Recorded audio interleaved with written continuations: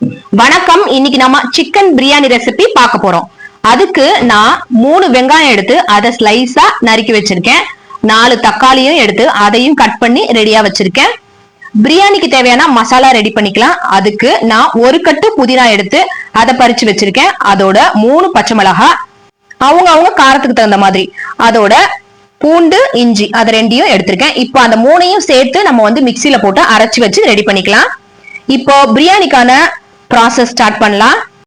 கடாயில நெய் and oil ஊத்துனதுக்கு அப்புறம் பட்டை, கிராம்பு, லவங்கம் அதோட சேர்த்து பிரியாணி இலை இதையெல்லாம் போட்டு அதோட கலர் சேஞ்ச் ஆனதுக்கு அப்புறம் நறுக்கி வச்சிருக்க வெங்காயத்தையும் சேர்த்துக்கலாம்.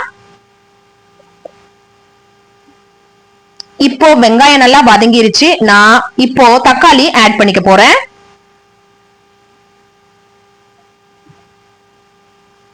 வெங்காயம், தக்காளி இது ரெண்டுமே நல்லா வதங்கி வரட்டும்.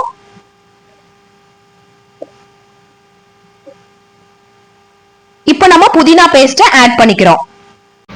அதை கிண்டி விட்டுட்டு கொத்தமல்லி தூள் 3 ஸ்பூன், கரம் மசாலா ஒரு 1/4 ஸ்பூன், அதோட சேர்த்து உப்பு, மஞ்சத்தூள் இதெல்லாம் சேர்த்துக்கலாம்.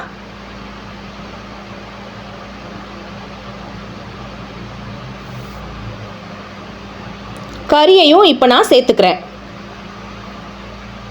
கறியை வேக வைக்க ஒரு 1/2 டம்ளர் தண்ணி ஊற்றிக்கிறேன். இப்போ ஒரு 15 மினிட்ஸ் நம்ம கறியை வேக வைக்கலாம். கறி வெந்துருச்சு. அரிசி வேக வைக்க நான் தண்ணி ஊற்றிக்கிறேன். பாஸ்மதி ரைஸ் தான் எடுத்திருக்கேன்.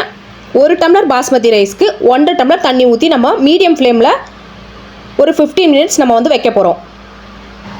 இப்போ பாருங்கள், ஆஃப்டர் 15 மினிட்ஸ்க்கு அப்புறம் நல்லா கொதிஞ்சு வந்துருச்சு, கறியும் வெந்துருச்சு. இப்போ நம்ம அரிசியை ஆட் பண்ணிக்கலாம்.